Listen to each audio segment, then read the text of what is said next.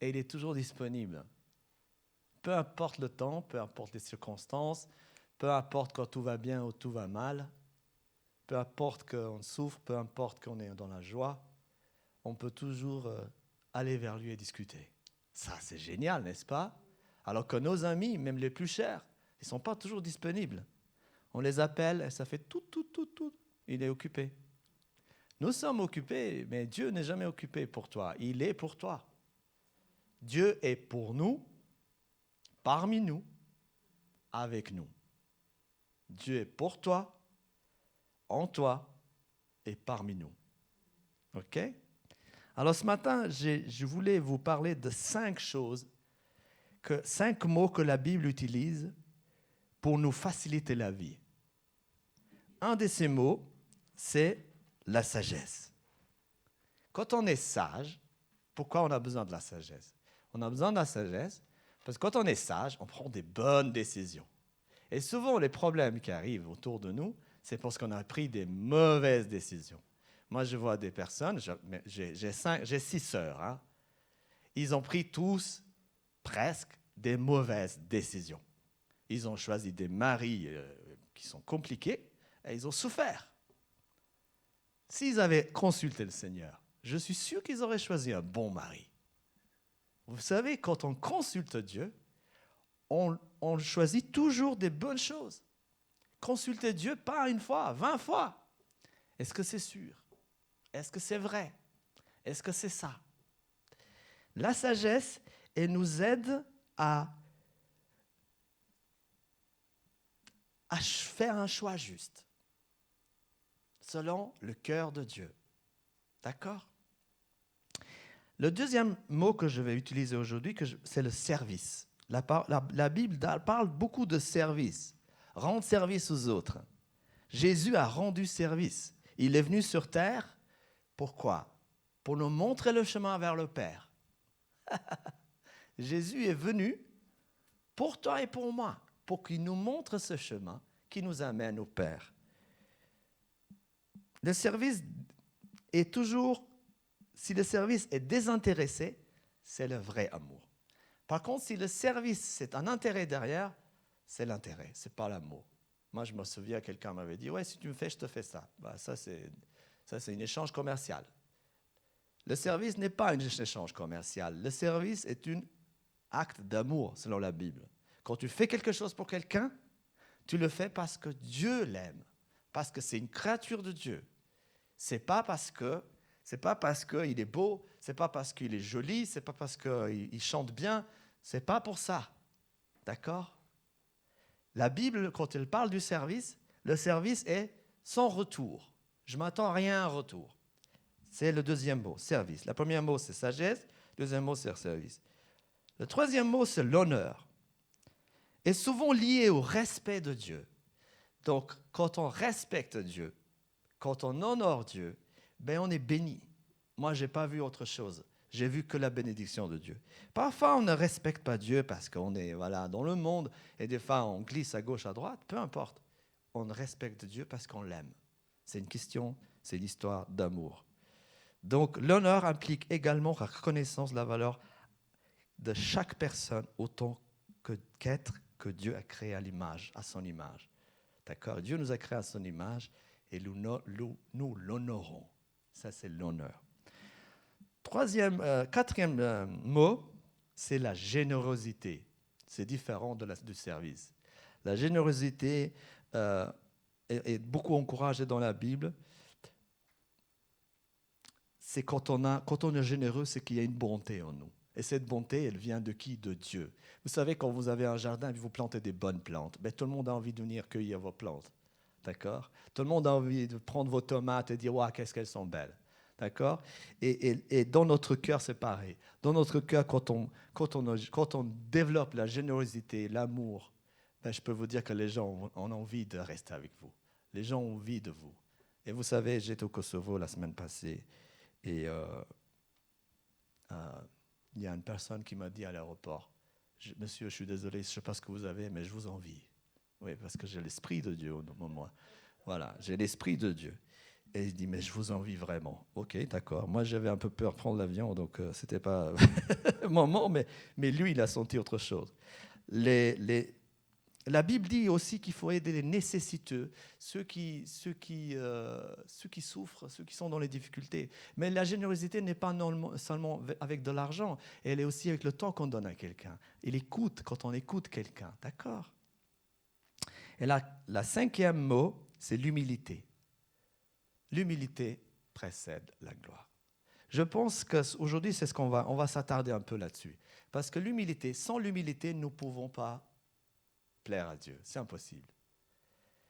Donc, l'humilité est la vertu centrale de la Bible. Elle implique de reconnaître notre dépendance de Dieu, de mettre les autres en avant. Pas nous, les autres. C'est les autres qu'on les met. Et nous, on se met un peu derrière. Jésus-Christ est présenté comme l'exemple ultime parce qu'il a lavé les pieds à ses disciples. Ce n'est pas ses disciples qui ont lavé les pieds à Jésus, c'est lui qui a lavé. Et donc, quelle humilité de Dieu qui est venu laver les pieds. Vous savez, on en parle souvent, mais à l'époque, c'était courant de laver les pieds parce qu'on avait des sandales qui étaient faites au peau de mouton. C'était des trucs au peau de mouton. Vous imaginez la transpiration et que ça sentait mauvais. Ce n'était pas agréable, d'accord? Donc, laver ses pieds, Jésus, il a lavé les pieds à ses disciples parce qu'il sentait la transpiration. Vous savez, ce n'est pas évident. Quand vous lavez quelque chose de propre, ça ne sent pas mauvais. Mais quand vous lavez quelque chose qui est vraiment sale, alors c'est désagréable, ok? Et je peux vous dire une chose, hein, c'est très difficile de s'occuper des enfants des autres, hein, vous savez. Moi, les miens, j'ai tout fait. Mais quand il s'agit des autres enfants, on a un peu plus de peine. En tout cas, moi. Peut-être pas les mamans, parce qu'ils ont le cœur de maman, mais en tout cas, pour les pères, c'est un peu plus dur, d'accord? On comprend ça. Donc, dans Proverbe 22, verset 4, l'humilité précède la gloire. Est-ce que je suis assez humble? Ce verset indique que l'humilité est une qualité qui ouvre la voie et la bénédiction et l'honneur de Dieu. Tu vois, cette verset nous montre ça. Dans Matthieu 23, 12, celui qui s'élèvera sera abaissé. C'est Jésus qui dit. On a envie de s'élever des fois. On a envie d'être le premier. Hein? Et celui qui s'abaissera sera élevé. Il y a quelqu'un dans mon travail qui m'a dit « Ouais, mais toi, tu es tout le temps en train de s'abaisser. » Non, je n'étais pas en train de s'abaisser. Je voulais rester humble. Je ne sais pas tout. Non, je ne sais pas ça. Vous savez, j'ai dû apprendre à dire « je ne sais pas ». Moi qui étais assez orgueilleux, je savais tout. Et un jour, quand j'ai rencontré le Seigneur, je ne savais pas tout. Et puis maintenant, ma fille, elle me dit « Papa, c'est quoi ça ?» Je dis « Je suis désolé, je ne sais pas. » Aucune idée. « C'est quoi ce mot, papa ?» Hier, elle m'a dit « Le mot là, ça veut dire quoi ?» Je dis « Aucune idée, je ne sais pas ce que ça veut dire. » Il faut demander à Google, lui, il sait un peu plus. Ok. Donc Jésus enseigne que ceux qui cherchent à être élevés et vantent leur propre importance seront abaissés par Dieu, tandis que ceux qui s'abaissent seront élevés par lui. Alors on ne va pas faire exprès d'être victime. Hein. Ce n'est pas le but. Hein. D'être victime. C'est pas « Ouais, je suis pauvre de moi ». Non, ce n'est pas ça. Ce n'est pas ça d'être rabaissé. Ok. Dans Philippiens 2, 3 à 4, ne faites rien par esprit de parti ou par vaine gloire, mais que l'humilité vous fasse regarder les autres comme un étant au-dessus de vous-même. Que chacun de vous, au lieu de considérer ses propres intérêts, considère aussi ceux des autres. Tu vois ? C'est quand on considère les intérêts des autres, c'est toujours mieux. Parce que c'est dans la volonté de Dieu. D'accord ? Voilà. L'apôtre Paul nous exhorte ici de vivre avec l'humilité et considérons plus les autres. Voilà, on considère plus les autres, pas nous-mêmes. Et des fois, ce n'est pas vraiment le cas parce qu'on est toujours se concentrer sur nous-mêmes et on pense, c'est souvent, si nous sommes dans cet état, c'est la faute des autres. Et ça, c'est une erreur. Ça, c'est une erreur. Dans Jacques 4, 6, Dieu résiste aux orgueilleux, mais fait grâce aux humbles. Dieu résiste aux orgueilleux. Ce passage souligne que Dieu s'oppose à ceux qui sont arrogants et qu'il accorde sa grâce à ceux qui sont humbles. C'est quoi être arrogant? Être arrogant, c'est tout savoir. Je sais tout, c'est moi qui connais tout, je suis le meilleur, je suis ici et je sais que c'est. D'accord? J'ai toujours raison. C'est moi qui sais tout. Voilà, il y a rien qui m'échappe. Il y a rien qui m'échappe. C'est pas vrai, on ne sait pas tout. On doit apprendre. L'humilité, c'est quand quelqu'un veut apprendre déjà de ses propres expériences, de ses propres vécus. Et quand on a une épreuve, on veut apprendre de cette épreuve. On ne veut pas dire « Oh, je ne sais pas ce qui m'arrive ». Non, je veux savoir pourquoi. Je crève un pneu, pourquoi? Parce que j'aurais dû pas rouler par là, je ne sais pas moi. Il y a toujours une réponse à tout. Dieu a une réponse à tout. L'apôtre Pierre encourage les croyants à s'humilier devant Dieu, sachant qu'il les lèvera au temps voulu. Parce que des fois, on veut que Dieu nous élève tout de suite. Mais ça prend du temps pour être élevé. Ce n'est pas tout de suite. Quand vous plantez une graine dans le jardin, ce n'est pas 2 jours après, la graine, c'est bon, elle a donné des fruits. Ce n'est pas possible. Il faut du temps, ça prend du temps. Dieu résiste aux orgueilleux dans 1 Pierre 5, 5. Dieu résiste aux orgueilleux, mais fait grâce aux humbles. Humiliez-vous donc sous la puissance de main de Dieu afin qu'il vous élève au temps convenable. Temps convenable. Il y a un temps tout d'un coup, pouf, vous êtes élevé. Et vous ne savez pas pourquoi. Comme moi dans l'aéroport. Le gars, il me dit, je ne sais pas ce que vous avez, monsieur. Je ne sais pas, mais en tout cas, je vous envie ce que vous avez. Et puis, comme j'étais pressé, je n'ai pas pu trop parler avec lui parce que je devais partir. Et puis, voilà. D'accord? Mais ils m'enviaient alors qu'en fait, je me disais, mais qu'est-ce qu'ils m'envient là? Je vais prendre l'avion. Ce passage met en évidence l'importance de l'humilité dans la vie chrétienne. C'est important d'être humble. Vous savez, ce n'est pas quelque chose... c'est très, très important. L'humilité implique de connaître notre dépendance envers Dieu. Ça veut dire que quand je dépends de Dieu, ma vie, elle dépend de lui. Ce n'est pas moi, c'est lui, ce n'est pas de moi-même. Si j'ai une intelligence, c'est grâce à Dieu. Si je suis beau, c'est grâce à Dieu. Si je suis moche, c'est aussi grâce à Dieu. Oui. Ah non? Vous n'êtes pas d'accord? Ok. Mais vous savez, dans notre société, il n'y a pas des gens moches. Ça, c'est faux. Il n'y a pas des gens moches. Alors, je corrige ça. Il n'y a pas de gens moches. Mais dans notre société, on a mis un niveau de beauté et puis on pense que c'est ça. Mais c'est faux. Il n'y a pas des gens moches. Il y a des gens, des créatures de Dieu qui sont extraordinaires. Il n'y a pas des gens moches. Ok? J'ai corrigé, désolé. Comment connaître maintenant un homme ou une femme humble? Quels sont les outils pour savoir si une personne est humble? La première chose, c'est quand on voit qu'une personne connaît ses erreurs.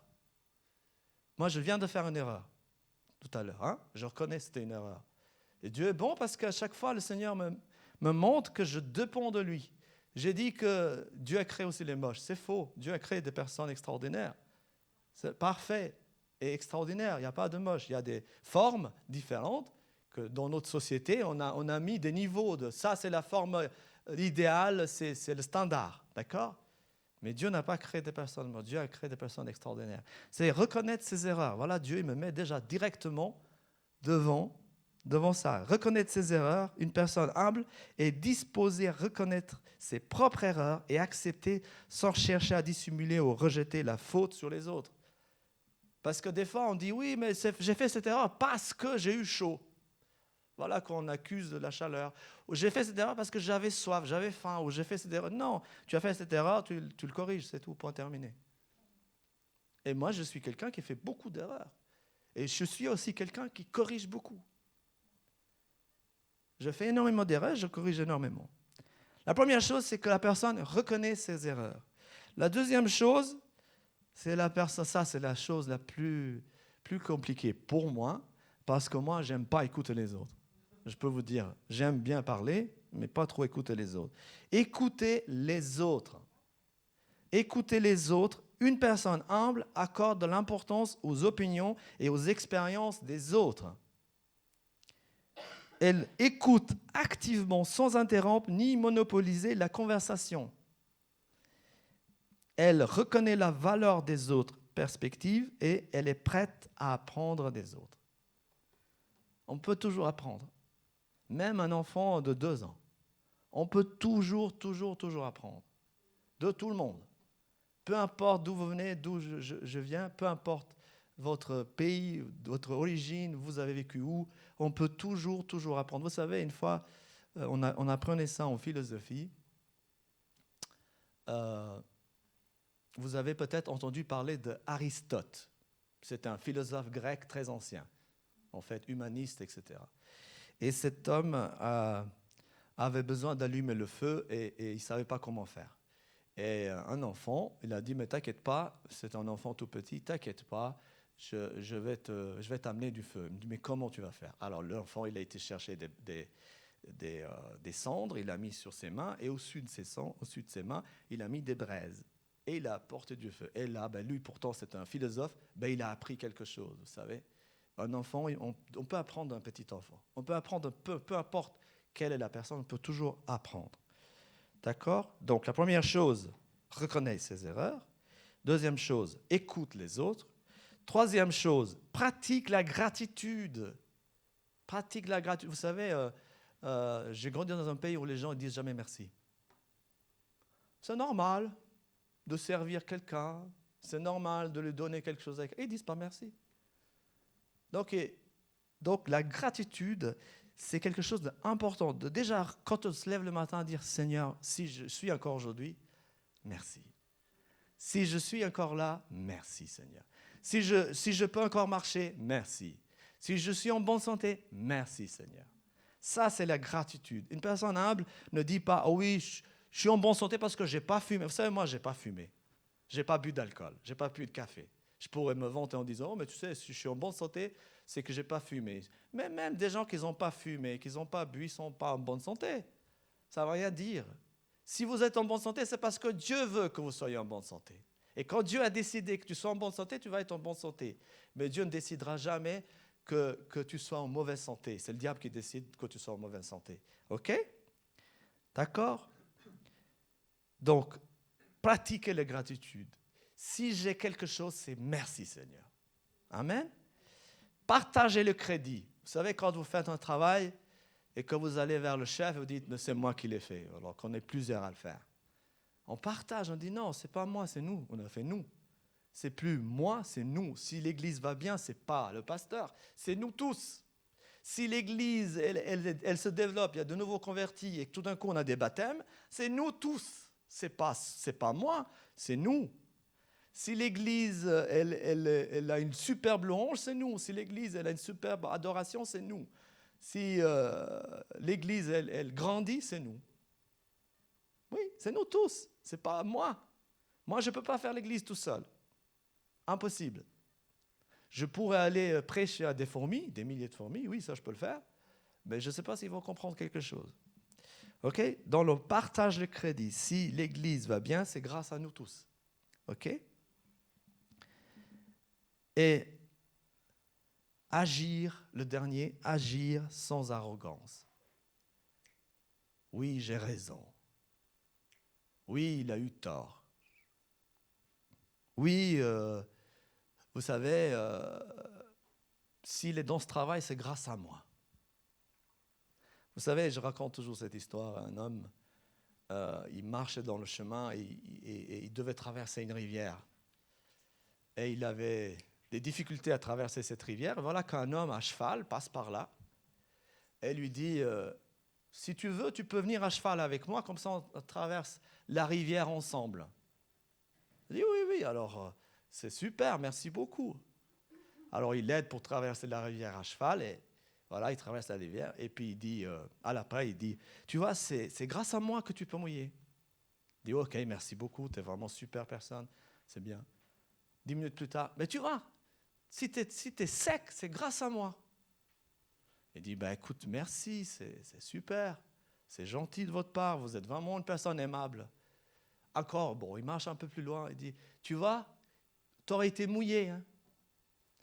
Et cet homme, qu'est-ce qu'il fait pour finir? Il se jette dans la rivière, il dit, est-ce que j'ai été plus mouillé que ça? Non, c'est pas possible. Je ne pourrais pas être mouillé plus que ça. Alors, arrête cette arrogance. Vous savez, il y a des gens qui sont très arrogants. Si nous avons quelque chose, c'est grâce à eux. Et ça, il y a beaucoup dans la politique. Hein. Si le pays va bien, si l'économie va bien, c'est tout grâce à eux. Alors, des milliers de personnes qui travaillent, ça, ils oublient. Ce n'est pas grâce à eux, c'est grâce à Dieu. Si le pays va bien, c'est grâce à Dieu. Et David disait dans les psaumes, si Dieu ne garde pas la ville, les gardiens le gardent en vain. C'est Dieu qui garde la ville. C'est Dieu. Si tu es beau aujourd'hui, si tu es extraordinaire aujourd'hui, si tu es une personne aimable aujourd'hui, c'est grâce à Dieu.